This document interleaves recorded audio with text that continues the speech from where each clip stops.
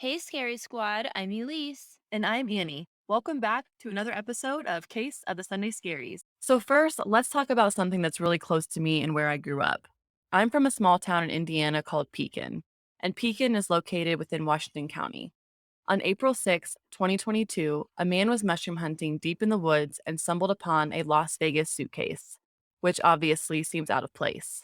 How did they know it was a suitcase from Las Vegas? So, this blue suitcase literally said, "Welcome to fabulous Las Vegas." But Okay, that tracks.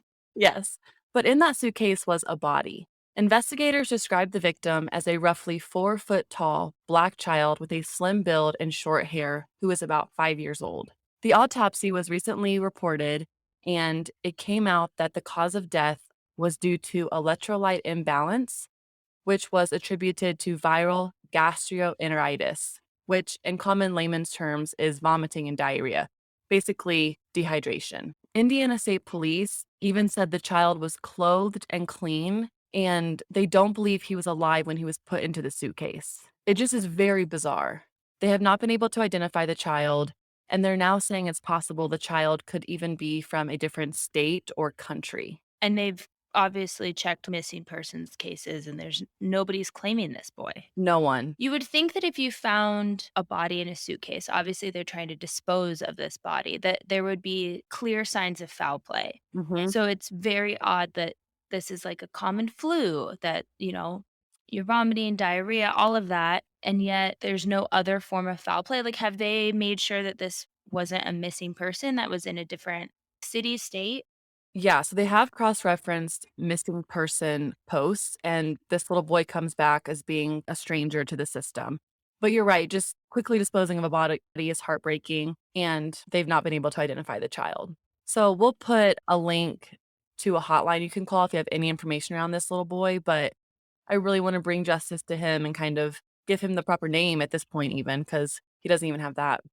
And that's so heartbreaking because obviously there's something going on here, right?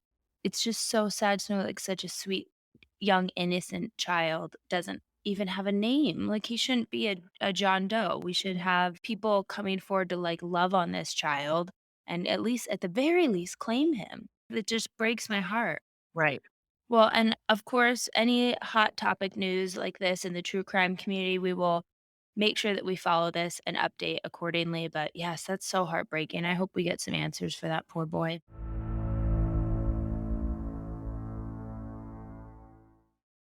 All right, Elise. So I am talking today about Colorado's most bizarre cold case. It involves a missing 14-year-old, psychics, multiple people of interest, and even mines deep in the Colorado mountains. Okay, okay.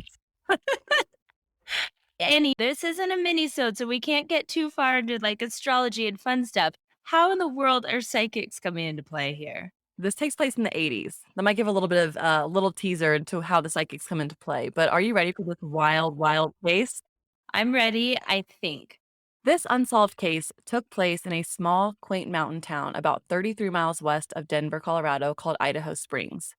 This small town was founded in 1859 by prospectors during the early days of the Pikes Peak Gold Rush. Just to give some context around the size, in 2020, the town population was only 1,810 people. Well, I can definitely relate to this because I grew up in a small town in Alaska, probably also founded during a different gold rush. It's a warm summer morning on August 16th, 1983. Elizabeth Miller, or Beth as she was lovingly referred to, was a popular freshman at Clear Creek Secondary School. Beth was kind of your all American kid. She babysat to earn money, she was a basketball player, and she loved running and just being outside in the Colorado mountains. Beth was smart, had strawberry blonde hair, and she was described as always happy go lucky. She was the fourth child in a family of 7 children. Ooh, that's a lot of babies. On this particular Tuesday morning, she decided to go on a run like she often did. Usually, her 12-year-old sister, Lissa, would join her for these runs, but today was a little bit different. Lissa decided to sleep in and told Beth that she would try and catch up with her later. I really want to make a note here that Lissa going or not going with Beth would not have changed the outcome of the case. If anything, I think there would have been 2 instances of missing people instead of just one. So she holds no blame for this. The only person responsible is the person who did this.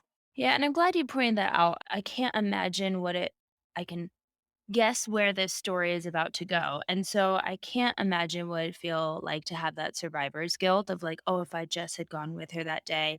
So we just want to make it very clear that we are not blaming anyone besides the perpetrator of these crimes, just giving facts. Absolutely. So Beth puts on a blue t shirt, white shorts, and jogging shoes and begins her run. She was seen running in a park by a young girl and the girl's mom who lived in Idaho Springs, and sadly, that'd be the last sighting of Beth. Beth's mom was a clerk at the Clear Creek County Sheriff's Office, and when she returned home that afternoon, she noticed there was no Beth and no note from Beth explaining where she was or what she was doing, which was really odd for this responsible teen. Beth's mom began looking for her daughter and went into her room where she discovered her babysitting money and other personal belongings that a teenager would typically take with them if they were going to leave on their own. Right. If she's, planning to run away with herself or somebody else, Mhm. you're going to take your money. And you have already given us a little rundown of her. She is involved in all these extracurriculars. I mean, I'll tell you, at that age, I was not going for a morning run. No, me either. I was sleeping in, like, hitting snooze and just being a shitty teenager. Right. So clearly, Beth has her ducks in a row. She's doing all these extracurriculars, she's keeping her body healthy. It would be very odd for someone that doesn't have. I mean, I hate when police just immediately go to like, "Oh, she might have run away," which I am gonna guess that's where you're going with this because they always do that with teenagers. Well, I'm happy to say that since her family had a law enforcement background, like her dad, who spent 13 years in law enforcement in South Dakota before moving his family to Colorado, they jumped into action immediately. This isn't really your typical family who kind of sits around and waits to follow the law enforcement's lead. They knew pretty quickly how serious of a situation this was. So they call the police and the search begins. The day after Beth disappeared, volunteers got together and began looking. They were going door to door with posters of her face and details. Men in hiking gear and on horses were yelling her name as they hiked through trails and along the mountainside, and stores even closed.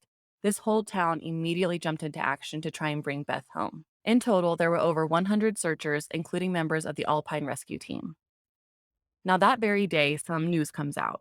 One of Beth's sisters, as reported in the Daily Sentinel, told investigators a man with out of state license plates on a small red Ford Courier, which is a pickup truck. Thank you. We all know I don't know my cars, my trucks, my automobiles. Well, he was talking to Beth the weekend before she went missing. The sister described this truck as having a hard white camper shell on the back and was kind of beat up and stood out. She even goes on to say that this man was fair skinned, around 175 pounds, and looked to be in his 30s. Has light brown or sandy blonde collar length hair parted on the right side, and he wore prescription glasses with blue tinted photo grade lenses. And she said that he gave his name as Claude. Can we just give it up for a second for this description? I mean, she must have been a true crime listener herself Hmm. because eyewitness statements are notoriously inaccurate, right? That is the most detailed description I think on any case I've heard of. I mean, he didn't have any tattoos that she spoke about, but the fact that she could talk about what side his hair was parted, I don't even know what side my hair is parted. And, I'm supposed to be parting down the middle these days, apparently, Right. according to TikTok. But the fact that she could even remember his prescription glasses, did she ever say that, like, she had a bad feeling about this guy? Is that why she noticed him so well? Yes. So her sister said that Claude, I'm using air quotes here, was flirting with Beth and became really angry when she refused to talk to him and kind of didn't engage with Claude. So that's what kind of made her go, this weird guy is getting pretty angry with my sister. And I think that's what kind of imprinted how he looked into her mind. That makes a lot of sense. Yeah.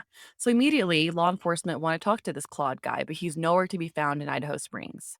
4 days later, and nothing. There's no Beth, there's no evidence, and really nothing for investigators to go off of. I read an article, which I will link in the show notes, but it said law enforcement was so desperate they actually followed leads given by psychics. Ah, and here they come.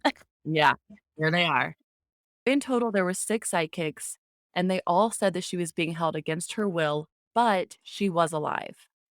That is crazy to me because if you are a true crime lover, you've definitely heard of psychics being involved. good, bad, and positive Right, right. sometimes, but quite frankly, a lot of times it's people kinda interjecting themselves into the case and either giving false hope Mhm. or I mean, I'm gonna go on a tangent here, but do you remember that girl that was kidnapped and literally watched a psychic tell her mom on TV that she was dead? I do remember that. And that changed my view on psychics. I'm not saying that every psychic out there is, full of it, Mhm. but that broke my heart Yeah, when I read that back later when, she escaped and then was like, "Why are you telling my mom this?" right. But it's interesting that you point out that there was 6 of them that all picked up on the same reading.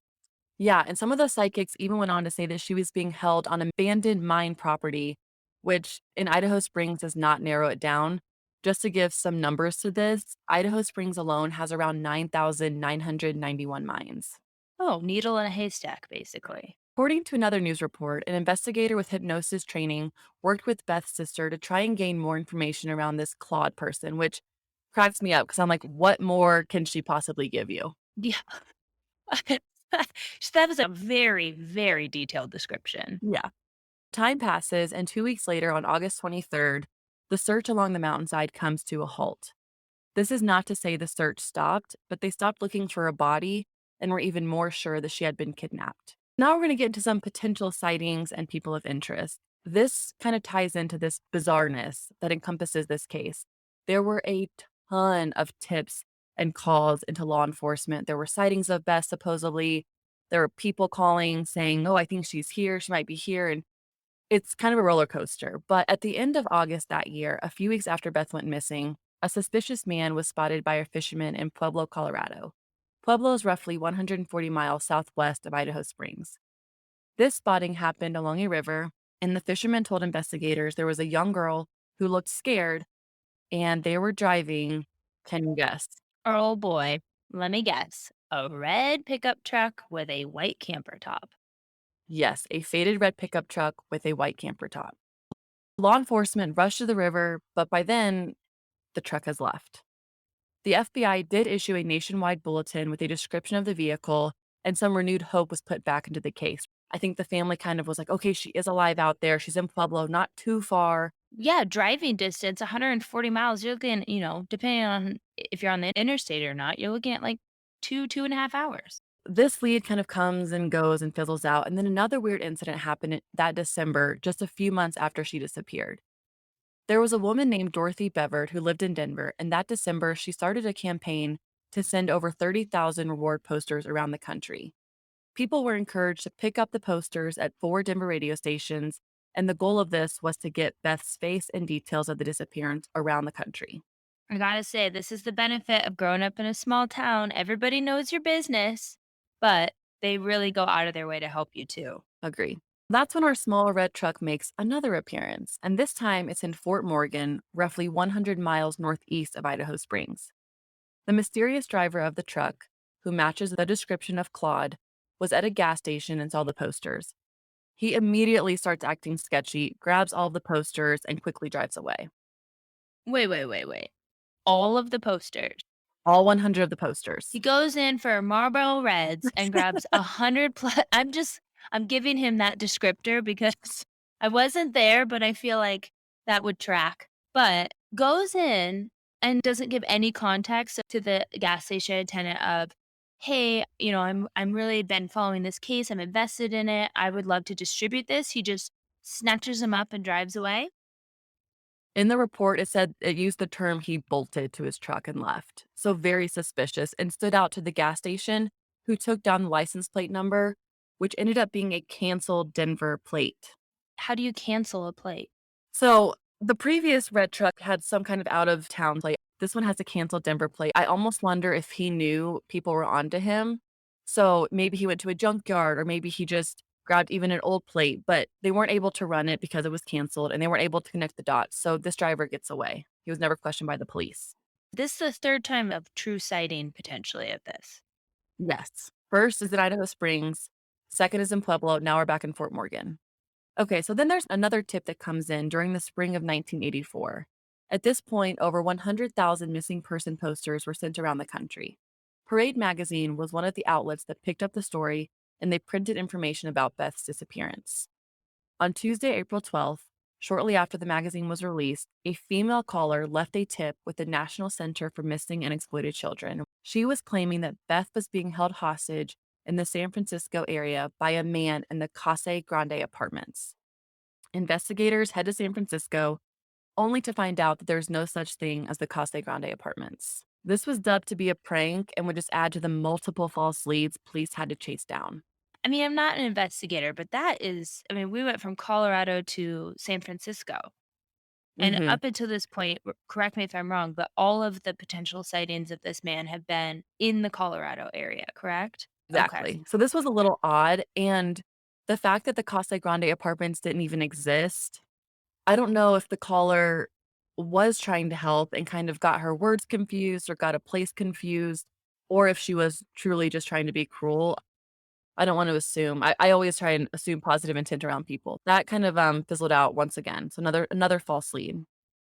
Spring ends, summer passes, and it's now 1 year later when an actual person of interest is identified. Claude. No. On August 9th, 1984, Robert Arnold Storm, 18 years old, popped on police's radar. He was being held in the El Paso County Jail and charged with the May 5th murder of Shauna Webb. Shauna was 17 years old and worked with Robert at a movie theater. Her body had been found 7 miles east of Colorado Springs with a gunshot wound in the left temple. Okay, but w we're on a case of Beth, so how does this correlate? And maybe I'm really bad at geography, but we're Colorado Springs, now we're in El Paso, which is that even in Colorado? Yeah, El Paso County is, yes. Oh, I was thinking I Texas. know, it Okay. kinda sounds like that, but after police questioned Robert, they learned of a message penciled on a metal partition on a wall at a West Side car wash. The note they found described the slaying of Beth Miller and the intention to kill Shauna Webb. It was signed by Robert Storm. They found this note, they already had Robert in custody. He said he's gonna kill Shauna and that he had already killed Beth, so I think that's how they're making the connection. The note then goes on to ask whether police want to know where Beth's body was buried. The message said that her body was near a King Superstore, but it did not say which city. So, this letter that he left was kind of almost written to police, Mhm. like, kinda taunting them in some way? Yes. He even started it by saying, "Hey, pigman," which was referring to the police. Oh, that's not kind. Okay. Robert immediately denies writing this message. He is claiming that he knew another girl named Beth Miller. How is that any better? It's not. And also the fact that he said he was going to kill Shauna Webb and then he actually is being held for her murder, red flags everywhere. Yes. The partition was torn down and sent to CBI for testing. Police said they were not calling Storm a suspect in her murder, but they weren't ruling him out either. And to this day, it's still unclear if Robert is considered a suspect in the case. There's a lot of these loose ends with this cold case, and that's why it's considered one of Colorado's most bizarre cold cases. Winter comes and goes, and the family is forced to spend yet another holiday season without Beth. It's now February of 1985, and Beth's parents receive some really hopeful news. They receive a tip that police have detained a girl in Tampa, Florida, who is claiming to be Beth. The parents pack their bags and fly all the way across the country to Tampa, only to come home heartbroken because it was not their daughter. According to the book I read called Cold Case Colorado, Elizabeth Ann Miller by Suzanne Reed, this was a 15-year-old teen who had been traveling with a carnival. Two women saw this girl at a gas station and she kind of matched the description of Beth, so they did the right thing and contacted law enforcement. This teenager was brought into the police station, and when asked what her name was, she said Kisa. Law enforcement then showed Kisa a photo of Beth Miller, and Kisa said, "Yeah, that's me." What? After everyone found out that she was not Beth, she was quoted as saying, "I wish I was Beth." It kind of just sounds like a lost kid, which is really sad in itself. Wanting a family. Hmm. Wow, that's heartbreaking.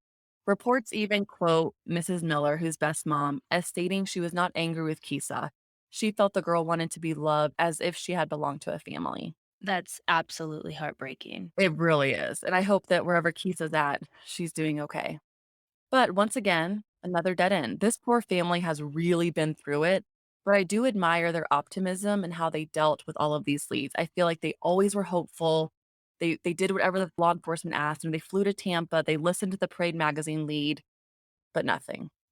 Well, and up until this point, it sounds like every lead, besides maybe when he was alone at the gas station, Hmm. it's she was spotted. Yeah, So they, at this point, have kind of reason to hope that she's alive. exactly.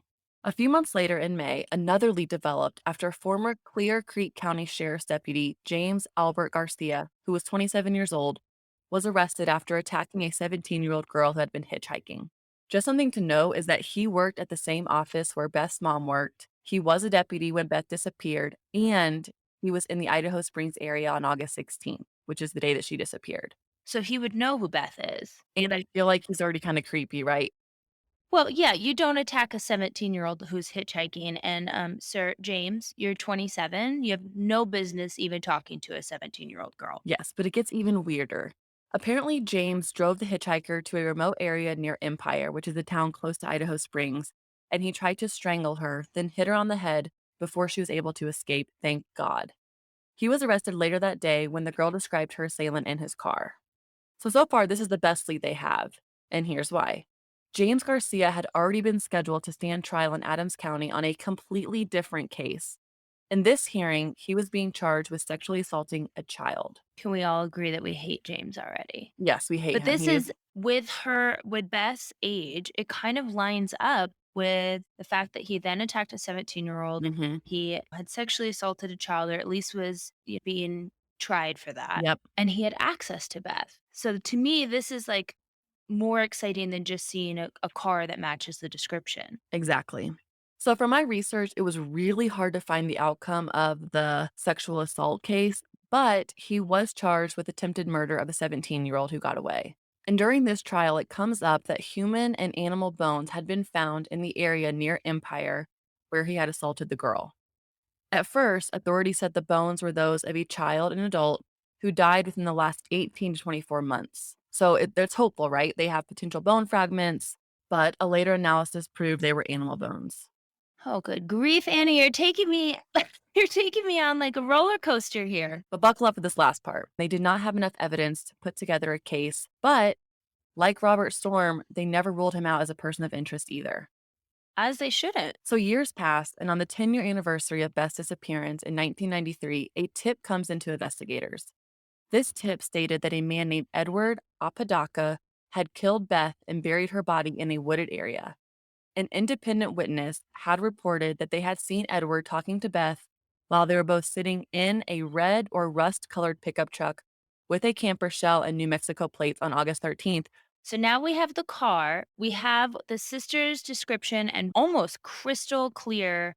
I shouldn't say accurate because I wasn't there, right? But very, very detailed description of this man because of that argument that she saw her sister and this stranger to her get into.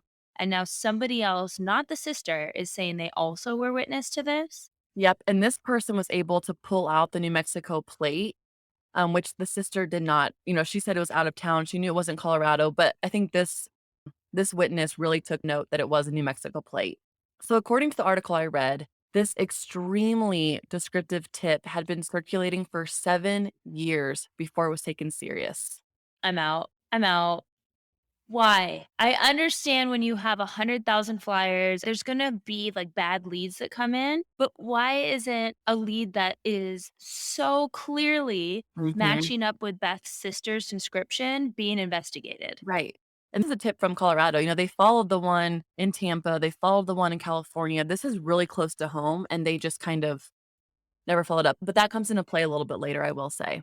So Edward's former girlfriend, who was named Viola Maya, had even went as far to tell several people throughout the years that she was with Edward when he disposed of Beth's body. Viola then allegedly divulged details of the kidnapping. She told authorities that after Edward picked Beth up, they drove west out of town. He then took Beth out of the pickup camper, got a shovel out of the back of the pickup truck, and disappeared for about 30 minutes while the girlfriend waited in the truck. Viola. Right, Viola. What the hell do you think that your man is doing putting a child, because let's be honest, she is a child, Mhm. into a pickup truck camper and then walking out into the woods with a shovel and you just sit there? I mean, I have to give a little grace because at that point you would probably be fearing for your own safety. Can she not in the years since contact the police and say, "This is what happened." This isn't I like agree. bar talk. This isn't gossip at the hair salon. This is something that law enforcement needs to know about. What's worse is that she then told law enforcement she helped dispose of a blood-soaked mattress that had been in the back of the pickup truck. Oh, Viola. I'm not sure if it was a guilty conscience or if she cracked under pressure, but she even went as far to lead authorities to the dump area where she talked about in her story. 4 different hound dogs hit on the same spot near a pine tree where the girlfriend led them to. Authorities started digging with Excuse me? a spoon. Like a fork, a knife, and a spoon? It was like, "Hey, bro, you got that spoon from your lunch that your wife packed? Can you go grab that so we can start digging?" I mean, I'll give credit for finding whatever tools are handy, but that seems a bit maybe there's construction workers here, and I don't know much about cars, clearly, and, tractors and equipment and things of that nature, but maybe we are taking spoon too literally? Maybe. That's a really good point because they then progressed to trowels and hand shovels and then even tobaccos. So it could just be a different name for a tool. Unfortunately, they don't find anything. No body and no Beth. Okay, so clearly the dog's hitting on it, the ex-girlfriend showing the spot. We are gonna go get Edward, right? That's what's so frustrating about this case. I mentioned earlier that this tip had been circulating for 7 years, and a lot can happen in 7 years. During this time, Robert broke up with Viola. He went on to get married to a woman named Anne. So he kind of lived this life, right? Supposedly. He took Beth's life away. He moved on, got married. But what's crazy is Anne and her mother ended up killing Robert in a crazy turn of events. Tell me the story. So, because Anne and her mother killed him, police could never speak with him. I will say that Anne and her mother are both serving a prison term for his murder. I don't really know exactly why they killed him. I didn't really want to focus on Robert, but here's another loose end that we will never be able to tie nicely in a bow. What's really sad is that in 1994, 11 years after Beth disappeared, Beth's mom asked that a judge legally declare her dead. And I watched a YouTube kind of video of this hearing. Remember, this is from the 80s. There's not a whole lot of video footage, but this was one. And it's so sad to see her. She's aged. Her parents ended up getting a divorce and they partially blamed it on this disappearance. It's really hard to go there and say, like, I know my daughter's dead. Can you please just give us some peace? Ugh. I'm not a parent, so I can't imagine what it's like to lose a child because that's not the natural progression of things, right? You expect that your children are supposed to outlive you. But to not have any answers for their whereabouts, I how do know. you go to bed at night? It's not wild to me that relationships would end over this stuff because you would just be in constant, I would think, torment. Right, and I just think also I think how many leads came in and were investigated, I think that is just it gave me whiplash researching the story, so I cannot imagine how the parents felt during this. It's so unfair. I don't feel like we're gonna get a happy ending, but do we have any sense of closure to this? A little bit. So in 2006, there was a new generation of law enforcement and investigators, and they decided to look deeper into this case. They really want to talk to Viola and learn more about her involvement with this case. In late 2007, so a year later, the grand jury was held, but the jury found insufficient evidence to indict anyone in the 24-year-old mystery. But I will say there is a little piece of light in this. What this trial did show was very blatant issues with law enforcement and how they handled the case. If you think back to that tip that circulated for 7 years before they took action, that's just one strike. I feel like there was a lot of mishaps in this case. So in November of 2007, a Clear Creek County grand jury issued a quote unquote scathing report that accused law enforcement of a quote clear lack of professionalism end quote in the investigation of the Miller disappearance. You think? So there were some repercussions of how law enforcement investigators handled the case, but that's not going to bring Beth back. So to answer your question, Elise, there is no closure. This is still considered a cold case, a bizarre one at that. But one thing I love about cold cases is just the hope they give me. Beth would be 53 years old this year, and even though she is legally declared dead, there's a piece of me that just hopes that her and her family will one day have closure, whatever that looks like. And they deserve it. Absolutely. Well, that was a wild ride, my friend. I warned you. I mean, we went all over the country. We had psychics. We had Gold mines. and yeah, that was a doozy. Well, speaking of gold mines, there's your hint for next week because I'm covering a case a little farther north than Colorado. Ooh, a little road trip. It's probably easier accessible by plane. That would be what I would vote for. But as always, you guys, we appreciate the support and would love if all of our scary squad would hit that subscribe button on whatever platform you're listening to this on. It truly does help us to rate, review, subscribe, do all the things. We will see you next Sunday.